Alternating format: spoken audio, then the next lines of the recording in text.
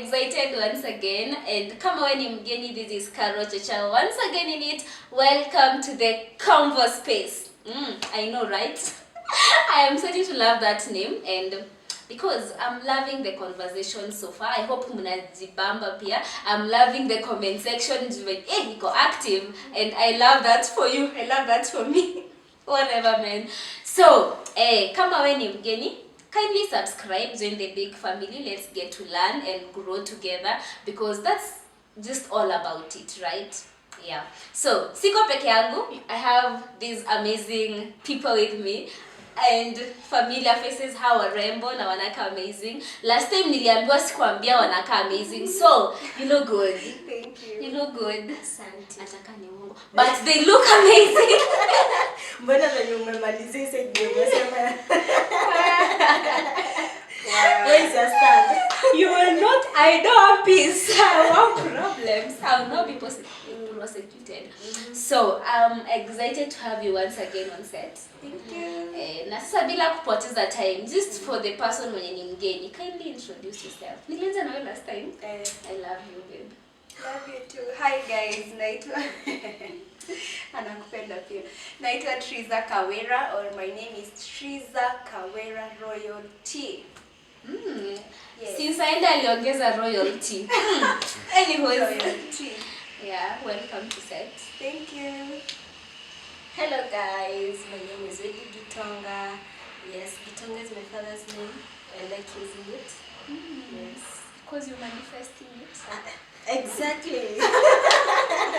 Wow. Yes. Guys, niko excited to have on set, and I loved the previous conversation. I and my family, we loved that conversation, and I just had to have you back. And I think we'll be seeing more of you. Yes. Right? Yes. Catch our bamba. Anything for them. Anything for you guys. What our viewers want, our viewers get. Nice. So how has it been since we last met? It has been amazing. It has been a good time, a good week. Yeah. Okupata mtu from my viewers. Let down. How has it been? It has been amazing. It has been good. Yeah. Just that.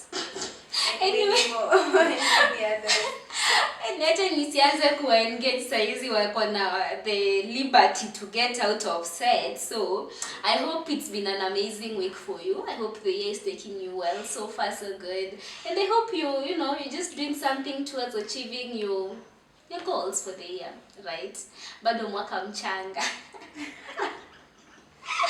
Anyway, enough of the motivations and all that. So we're here with an amazing topic today. How has it been for you? Thank you, babe. Probably you didn't get a good morning, Yeah. a good afternoon. So how has it been for you?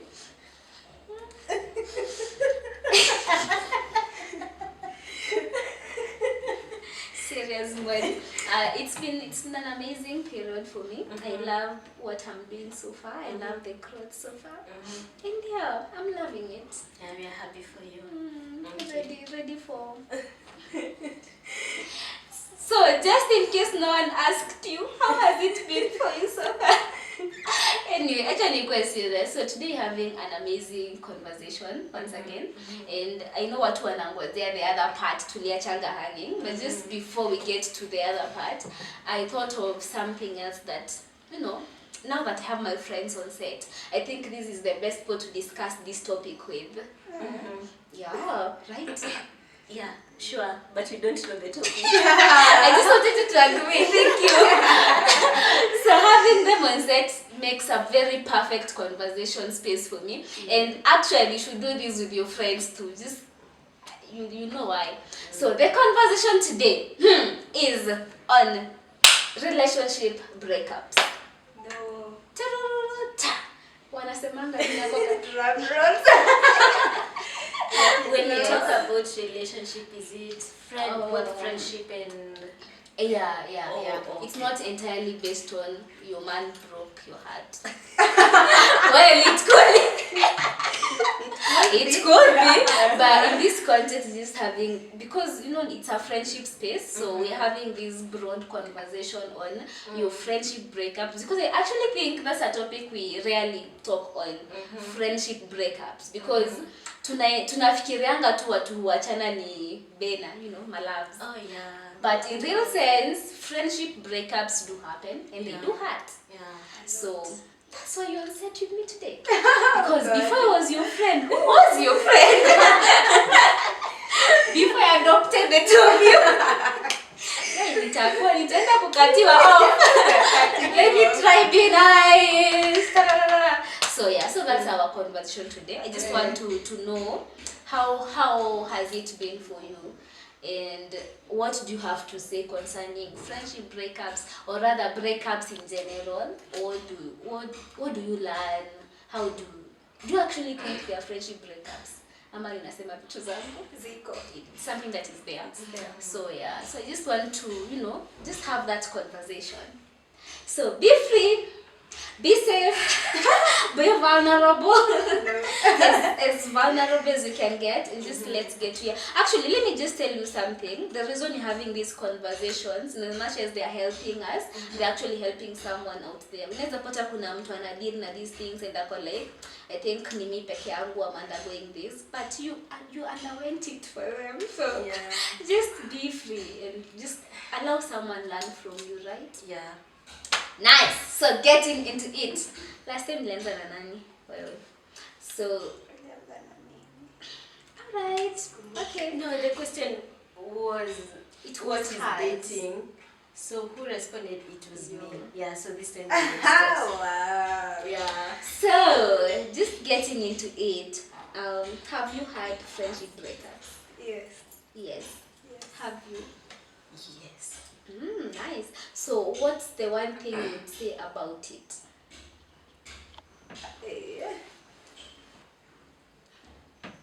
I don't know. Is it that bad? Yeah, it's bad because I think where there is friendship, or where friendship is involved, unajua kuna love. There is that emotional attachment. Of course, mlikuwa attached emotionally. You are sharing your things. Okay, no, if you get to a point of calling it a friendship breakup, I think this is a person you really valued. You valued each other, you shared, you poured out your heart, there was connections emotionally. Yes. So if you get the point of breakup, So in this context, you're actually agreeing that a friendship breakup is no different from a breakup with your loved one. You still love your friend. With your man. I think sometimes it is worse. It's worse. Yeah. Nice. Sometimes, not all the time, sometimes. I agree. Okay. Getting to you. So, what's the one friend? Okay. Just don't say the name. The one friendship breakup experience that you had, and what do you think caused it? Well. Yeah. Yes, I'll start with I've had friendship breakups, not even friendship, even relationship breakups. It's a lot. It's a lot. Hey, nilikuwa na serviette kwa hii set because I think, hey, okay. Yeah, it's a lot because sometimes you could trust somebody too much, and there are things you don't expect from them. Yes. And so immediately they happen, you're like, oh my god, everything is falling apart. Like, it's kind of like your life is coming down like one to one thing, it's breaking down.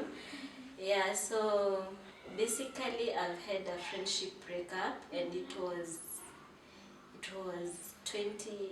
last year. It's not even that. Okay. Yeah, it was last year I had a friendship breakup, and there was a lot. It started from one thing to another, and then now it came to the point that you felt like you cannot trust this person. So briefly, it was just like a betrayal because previously I was undergoing through a breakup, so I go. Oh my god. So you see, ukikuwa na ka breakup. Okay, so I was also the cause of the breakup. Like I contributed to the breakup. So when the breakup happened, so I was like, I went and shared with my friend. So I assumed she was my friend. So I was like, oh, you know, this and this happened between me and my boyfriend. So what do you think? So she was in support of me. She was like, yeah, and what you did was wrong. Yeah. And I also know what I did was wrong. But you see, me coming to the point of telling you I'm on the wrong side, it's something so vulnerable for me to let it out. So I let everything out to her. I told her what had happened, and boom. She decided to be the better person. Boom! Boom, kaboom, kaboom! Kiliniramba! Kiliniramba! Nilikufikia. Hey, kiliniramba vibaya. This is the point you're like, even after your career, let me cut her off. I think she just do the same. That's right. Yeah, so it was really like I don't. Should I just give the story? Yeah. So later on I found out she confessed to me they went out with my 10 ex-boyfriend. They went out. They had a good time. I don't know what happened beyond that. I didn't. You didn't just wait to find out. I did not want to find out because, let me tell you, if you're given some information, you would break down. You would hate that person for the rest of your life, but you don't want to. Unajua hata mtu akikukosea, there is also the good part about them. There is something that these people taught you. You can imagine this girl introduced me to how to make money. She would help me around how I can make money. We would share a lot. So I didn't, to the point nasikia walishaenda, she's telling me.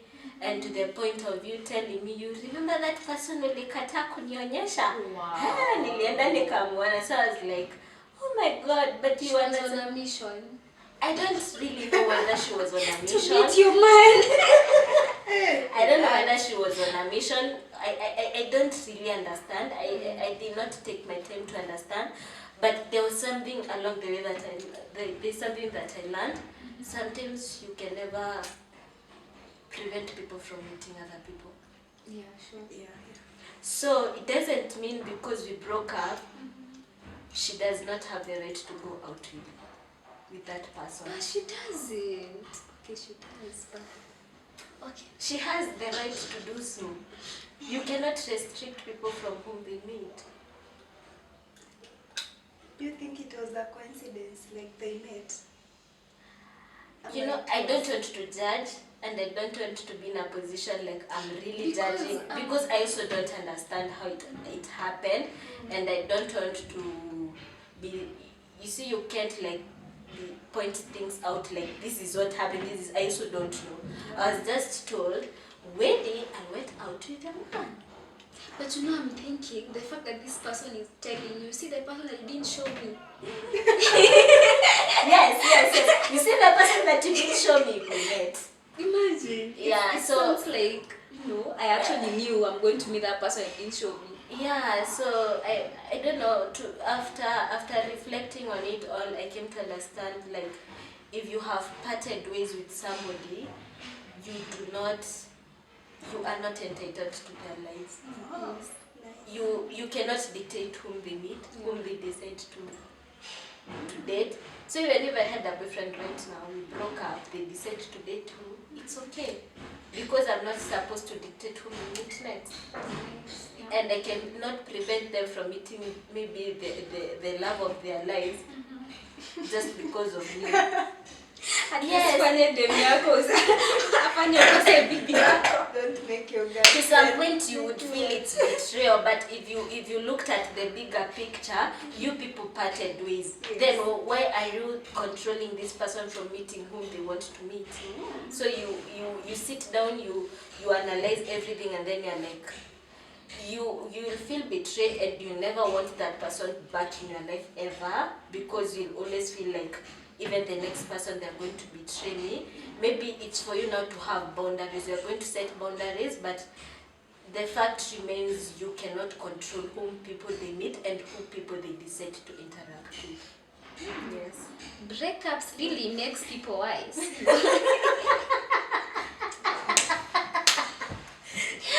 But I think I love what you learned from that. I think I'm seeing it in that light. For me, I'm like, mazewe ni beshte yangu. And you know that's my man, so I expect you to at least understand how I feel by you going out with. But remember now that it is not your man, because you people have broken up and you people have decided to part ways. No wonder, I mean, this context, my issue is not the man. The man has the liberty to meet whoever he wants to meet with. But this friend is still my friend. Like, in this context, it's like I've broken up with someone, nimewambia, I am done with this guy, this happened, I was on the wrong, and I'm actually hurting. And then now this man, because he has the liberty to do whatever he wants, approaches one of you, and he just wants to do something with you. So my issue wouldn't be the man, it would be you, because you're my safe spaces for that time. So if you're siding with these other things, that means you're contributing to whatever I'm feeling right now. Like, I feel like for you, you're accountable to me, but for him, he's accountable to himself and his life. So my issue is not the man, my issue would be the friend. Yeah, okay, I get where you're coming from, because I also felt the reason it hurt me the most it's because I really trusted with a lot of information. And to the point that you see, and even you're coming to tell me, okay, telling me it's not an issue, it's okay, you told me, but could it be that this friend, I'm coming to, could it be that this friend assumed that you've healed past that it's actually okay for her to go hang out with your ex and just tell you? But you know, you can't assume something until you ask me. How can you make an assumption I've moved on? I have to tell you, by them now I'm at a safe space. But if I've not told you I'm at a safe space of maybe moving on, because this was like my first relationship. You see, you love this person genuinely, but umefanya mistakes zimepile up, you are on the wrong. You see those mistakes that you make and then you can't even defend yourself. It's not even about cheating, but it's the mistakes that you make them, and then you're like, enye hapa kimeumana.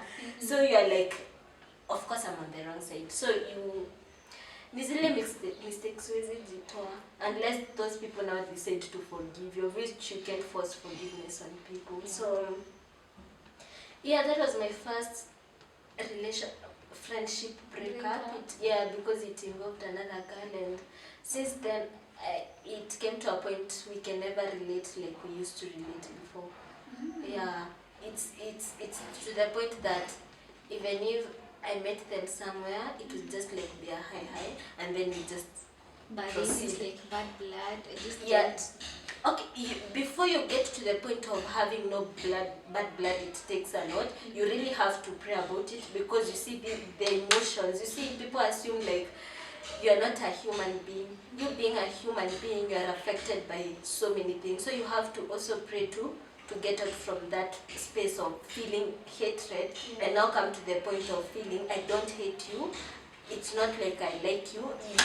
Like I love that.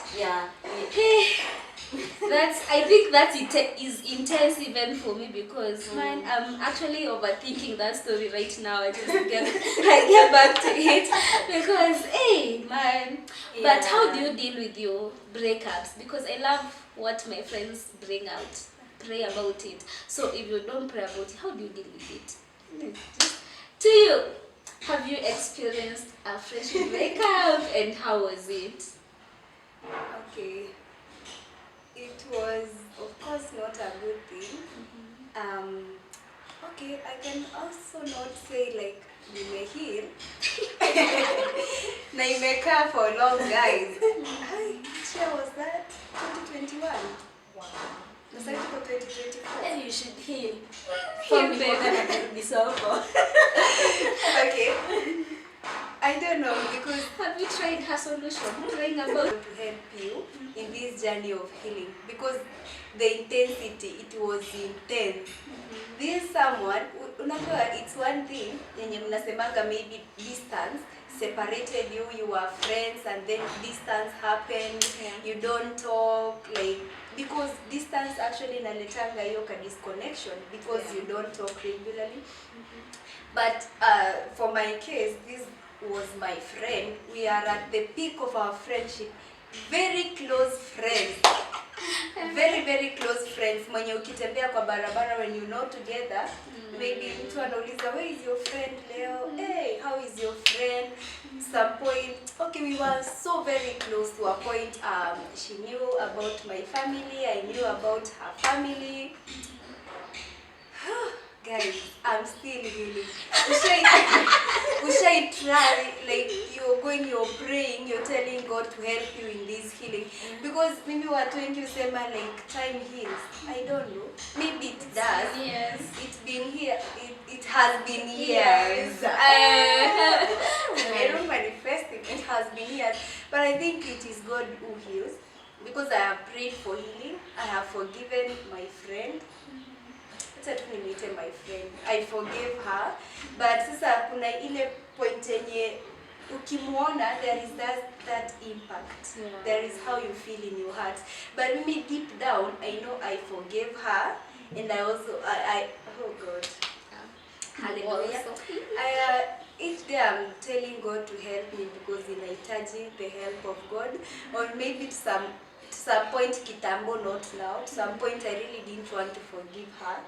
Oh, yeah. Yeah, maybe. So Nona, in as much as God is helping you, you must be. I was not ready. I just want to hate this person. Yes, I really want to hate her. I really want to hate her. I want to feel the hate because of her actions.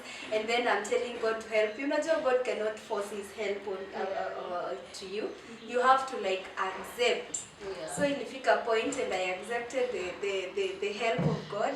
And as I said, it has been a journey, guys.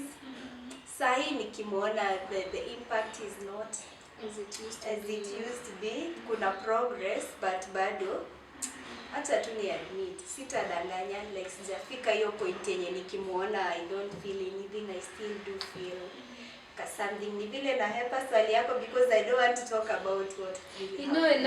Her telling us she has not healed is making it impossible for me to ask what really happened. Yeah, but one thing that even helps in the progress of healing, you should talk to your friend. Maybe according to them, they don't know they hurt you. So immediately you tell your friend, you know, you did this and this to me, and I was not happy about it.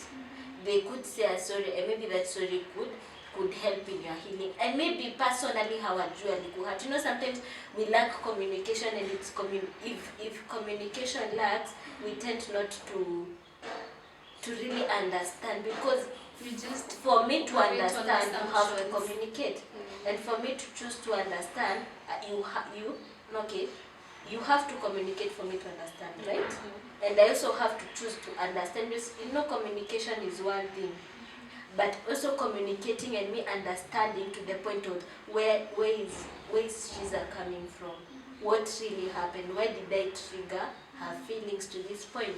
So you have to be at the point of you telling your friend, but then, you know, I was not happy what you did to me here, and here.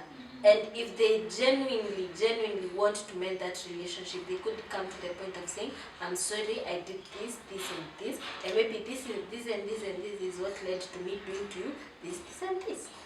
Yes, so sometimes you have to communicate, because if you fail to communicate, how am I going to know your heart? But apparently it's never that easy, especially when you're dealing with someone that you once trusted. Because we tend to justify I agree with you 100%, I think we tend to justify the fact that I assume this person knows she offended me because I assume she knows me too much to know actually she offended me. So I think that's the conflict you're always having. Because like in her case, I'm trying to understand, you see she even didn't want to forgive her. Yeah. Meaning hating her made her feel better at that time.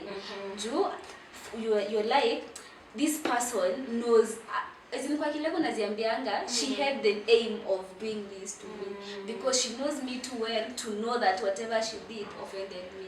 So we always don't want to take the part of, let me call this person, let's talk, sit down and let me just tell them, by the way, I didn't love how we did this and this. But I agree, by the way, I think communication is something we tend to assume, especially among friends. We could communicate well when it dating and all that. Like I just tell my boyfriend, I don't love this, I don't like how we did this. But when it's friends, I just assume. Like nitamkosea alafu ningoje time ipite then. Sasa Triza, how are you doing? As in I just don't take it as an initiative to come apologize to her for whatever I did. I remember another thing that really hurt me. At that time, you know, she hurt me, right? And I know she knew that she hurt me. How do you know? I know. Mi najua. Because so what she texted me. Kuna day yenye ushaenda silent. And then mi nilikuwa silent. Mi nilishindwa hadi kufake. Though sasa I'm not the kind of person who will approach you nikwambie by the you did this, I did not like it. I'm working on my communications. So she hurt me na najua she knew because there is a day tulikaa for a very long time without communication and then she texted me like, please reply, if you won't reply akinitalia. And then ushai feel like nilikuwa na so much hate, but the moment yenye ali text ushai feel like a load has been uplifted and then there was softness in my heart. At that point I felt really good and then tukaanza communicate and then she repeats the same thing again. And then so unapata she's a very close friend of yours, she's backstabbing you, and then apparently backstab to your friends, the friends that I'm so close to. So apparently those friends when anaenda na communicate to, they will come and tell me. See, I was happy they were telling me, and then see, nilikuwa na feel anything. But the fact that you anaenda anaambia my friends, and anajua these are my close friends, these are people that are in my inner circle. And then wanakuja wananiambia, and then I was like, kwani you didn't like think watakuja kuniambia? And then other things that I used to see in her phone, like ile unaenda change music and then unapata kwa charts, unashika tu ile unaenda change music and then unajipata you're the topic of discussion kwa simu yake, see once, see twice, hata see mara tatu. And then haikuwa intentional, ile time yenye I want to like ananiambia ni change music. So we used to like hang out kwa nyumba yake sana. When unaenda change music unapata hey, unadiscussiwa kwa chat and then you're like, kwani I don't know myself. Vitu zenye zinaongelelewa, oh my god. No, mtu anakuharibia jina kwa your friends and also kwa her friends, and then when you cut the connections, now she starts acting like she's the victim. Like I'm the one who hurt her. But I'm not the one who hurt her, she's the one who hurt me, and then she started acting the victim. So painting herself as the victim, una post Instagram that some people hurt me, now you're going to tell your friends that someone hurt me, now you're the victim. Unalia. Literally you're saying it. Yeah, you're not the victim. Kwa ploti mzima kwa hostel kila mtu anajua like these people hurt me. Unaenda unalia literally. Unaenda kuongelesha watu unalia, inakaa kama drama. Vitu nimeona kwa movie, I saw them guys. Unaona mtu analia hadi anatoa machozi, now she's the victim. Deep down she hurt you. So how are you going to approach such a person when you paint a picture she's the victim? How are you going to like approach her by the way you hurt me? And mimi I have no business of clearing my name. Watu wenye aliambia I hurt her and all the lies she told the people, me I had no business clearing my name. Kama umeambiwa and you chose to believe where believe. Mimi sina business ya clear my name. I don't do that. Wow. Talking about that, it means friendship requires certain kind of maturity. Yes. Yeah. So because if you are held accountable, just be accountable. So I think it's something personally I'm learning, and I know it's not an easy thing. The point unaweza fika as friends that we can actually sit down and discuss things that are disturbing your friendship, things that appear to threaten your friendship.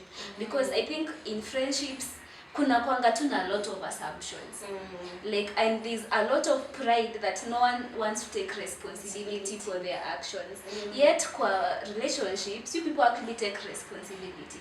So I think it's something, I don't know what you think, but personally I think it's something we should incorporate in friendships, that we can actually sit down, communicate. I didn't like this, you should have done this. And I think we have had that discussions once in a while. Ile just point it out as it is. We laugh about it, yes, but at the back of your mind it may register. I'm like, Wadi doesn't love this, Chusa doesn't love this. So at the end of the day, after we cross paths, I'll know this is what has happened, is what has happened. Yeah. Because if I'm looking from hata venye anasema, mimi sijatendo yako bado. Please. I pray. Amen. Make never look it. But I think the issue of being stabbed in the back is something that breaks so many friendships. Because I just don't understand why we are always trying to make ourselves look better, like look good before mbele ya mabeshte wako. It never adds up. Because I've also experienced that. I think that's the one friendship that I had to let go. And it wasn't easy because you ni beshte tumejuana at a time that I needed a friend, you know, and she was that to me your time. So tumekuwa na yeye, the family members, I don't know why we love involving family members. Ni kuwaleta akue part of your family. So the family members, our parents knew each other, and it was just all okay. Nini pamoja, we are all good. I think I actually learned a lot of things from her. But, you know, okay, let me first say this. I was also growing. I was also learning. So I think some of you, okay, see some, najua, that me, I think, your time, me, I think. Anyway, that time, she's always correcting our grammar. Anyway, so, at that time, I was learning, so there was a lot I was dealing with as an individual, and so was she. But the issue came up, we are still, sisi wote ni young people, you know. We are ndo tumeingia campus, you're trying to find yourself, find where you fit in, and you have this friend that at least mnaekana accountable. But I just don't know why. Okay, I'll say it's probably a level of maturity, because looking at it your time, singeacha that such a thing iharibu your friendship, as in if it was now, singeallow your kitu iharibu your friendship your time. But as per then, it was just something big. It wasn't actually big. Why? Because we didn't sit down, we didn't talk about it. I just felt hurt, she felt hurt at her own level. But I think what really pains someone ni, you don't have to make a matter ikae umeumizwa sana to the point unaongezea uongo. Like, why do you have to go lie to my friend that I did something that I actually didn't do just to make me look bad? And at the end of the day, this friend will actually know he didn't do that. So nani atakuwa on the nini? Yeye ndo atabaki akiwa, because as we are talking right now, I think we were a group of friends, because you also know how, so we are a group of friends, but at this point we are not friends anymore, and she's the only one that is not our friend, meaning her actions of trying to backstab us ndo ilifanya onekane not a good friend your time. But actually agree, if we can just cultivate an open space as friends, just be free, speak, talk your things out, let it all out. Najua si rahisi, tunaisemanga like it's an easy thing, you know? But it's never easy. But I'm trying to think, if you can do it with the person you're dating, you can try and do it pia in your friendships. Ama? You're right, but sometimes when you mesema, it's very hard to tell somebody you did this and this to me. But I think if we if we are really intentional about this friendship, you should tell them. You should tell them you did this and this and this to me. and I was not happy about it. Yeah, and if they are really intentional about making the friendship continue, then they'll come to the point of maybe asking for forgiveness. And because every human makes mistakes, kuna mistakes unaketingi unaona hizi zilikuwa za ufala but because hata mimi looking back uko zile za and hii ndo reason ilifanya hii story kaisha. I remember there was a time we were talking with my high school friend. So you see, when we finished high school, tulikuwa best friend, most of you know her. So when we finished high school, sasa you see, she went in a different university, So the first years we were okay, we used to talk, we were in good terms, and then it comes to a point of tumenyamaziana. Na juu friend iko 100, yangu iko 100, yake iko 150, nobody is going to hakuna mtu atakuja to the point of asking the other person maybe why are we quiet on each other, and hatujafanyana anything, but when you sit down you hear from her side of the story asking she was going through this and I was not there for her. Because I basically assumed, so there was a time she was telling me her phone broke down, and you see me in Namona Instagram, so I'm like, this girl Namona Instagram, but she's not talking to me. So she tells me she was using her friend's phone to log in kwa Instagram. You see how such, it's just like a very petty issue. But we don't. Like, why should I call you first? Why should I call you first? Yeah, but now when you were talking with her, we got to know when we sometimes tunakwanga in very different seasons, and then you don't want to understand why that person is not talking to you. So in your mind, you just go and assume, like, maybe tuko na kabeef na hakuna. So you just have to maybe keep on talking, and then understand people go different seasons, so they mute. Akiko sawa mnaongea. Should I point out something that I was going through during the first stages of the friendship breakup? After I found out about all that, and then tulikuwa tumenyamaziana, we were not talking to each other. Usifika ile point like you are uko na lot of inaitwaje ni anger in your heart. Hey, I was really hurt, I was so angry, and then even yet I was saying that I really wanted to hate her. Nile uko intentional, uko so intentional about hating her, which is not a good thing actually, because I think to some point it will contribute to Mimi not healing so fast and not like release from my heart. Because hadi wa leo Mimi we have never resolved. I have never called her kumwambia by the way you hurt me, and this was the intensity of the hurt na ilini affect. So hiyo time I was literally having nightmares. Ushaiaffectiwa na breakup. Me hadi my relationship sijaikuwa heartbroken, and then I'm having nightmares, and then I'm dreaming literally. Ushai dream unapiga mtu, like you are slapping her in your dreams, and then you are arguing a lot. Kwa kila dream they were so consistent. Najipata I'm in a dream and then I'm confronting her back inaitwa clash. Like ushaifika point yenye mimi physically sidhani nishai confront mse, like I'm going to confront mimi naturally. I think nakuanga na very soft heart, sita and come approach and kwambie wao nilikosea hivi siwezi tetesha mtu, mimi nione yule msea umefanya hivyo, haya ni sawa. So I think I was so hurt, and then sikuwa nataka kumuonyesha by the you hurt me. Nilikuwa naona like the confronting it hurt. I was actually caring about her feelings. I really didn't want to hurt her feelings in as much as I wanted to really hate her. Like what dreams, nightmares, and then I'm having these dreams of confronting her. Like naikakuwa so consistent. Like I don't know if I experienced such a thing because it was intense. But they also say saltiness does not only happen in relationship, it also happens in friendship. Yeah.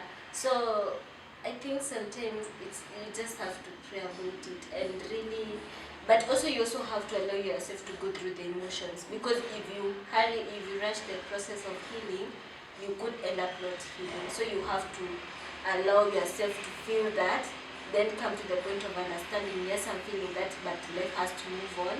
And sometimes you just have to go to allow the process of emotions to go through so that you can come to the point now of accepting and healing. Because she's been taking psychology classes. because yeah, you just have, it's okay for you to go through the emotions, and it's okay for you to feel exactly what you felt at the time. It doesn't mean you hate this person, but it's just the actions they did to you. It is what makes you feel, I can't entertain these kind of things to happen. Only grudges. Hata hiyo nisha release, sina grudge na I don't, for now nazasema sina any grudge na mtu. I easily forgive and I am not easily angered. But over time nimelearn. Na to sum it all, I think through prayer, God will direct people in your lives that are for you. Because ni God too, sometimes inaweza kuwa uko too limited by your thoughts, blah blah blah, but God will always lead people because of your purpose, na taleta the right kind of people to walk with you through that journey. So it's all about God, praying for God to instruct you and to bring the right people in your life. Wow, amazing. Sijui kama niko na kitu ya kuongeza after all that. I've loved the conversation and I think it's something, even you from penye tu uko, I think it's something worth having with your friends. Yeah. It's, for me personally, I think so. Like I think it's something, it's a worth discussion. Hey, wait, let me tell you guys, I really value friendships, and not because of anything else, not because I know how to be a good friend. In fact, I think it's a place that, man, I'm quite emotional. Okay. Wow. Cry. But I feel like friends is ni space yenye unaona kama venye tunaambiwa charity begins at home and all that, and the whole story of God blesses you from the point of your family and all that. I think like friendship is something that God really builds up. You just imagine how you come to meet a random person and you're so comfortable around these people, and they are so excited for your growth, you're excited for their growth, and they are willing to build you up. I think just that basic fact makes me, I don't know, I just love the whole aspect of friendship in short, because me personally I found a family kwa my friends, and I'm not going there. I said it's a safe space. I have found like a family in my friends that I could be around them and just not, I'm not saying that I disregard family, like the whole aspect of family, because my siblings, I love them, I honor them, but I just so much thank God for the people that He institutes in your life as your friends, because at the end of the day, you know, uniting as a family just because you're born in the same, by the same parents, you share the same whatevers. But as friends, these are people that you get to choose, you get to learn, and just decide to be around them, and just decide to grow with them, and they just decide to be a blessing in your life, and you just feel like a whole other family that you. And no wonder, I think it's something we should be intentional about. Who are the people around you? What are you doing with them? Are you building each other up? Are they the kind of people that they just...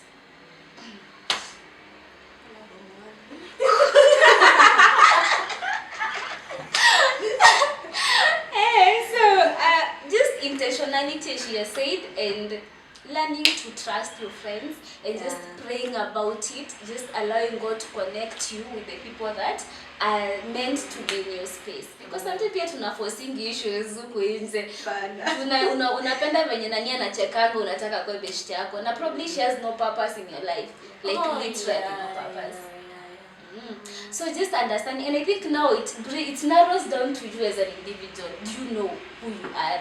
Do you know the purpose? What journey are you walking? So that I'll know what the kind of people I'm supposed to attract in my journey and all that. So yes, that was it for today.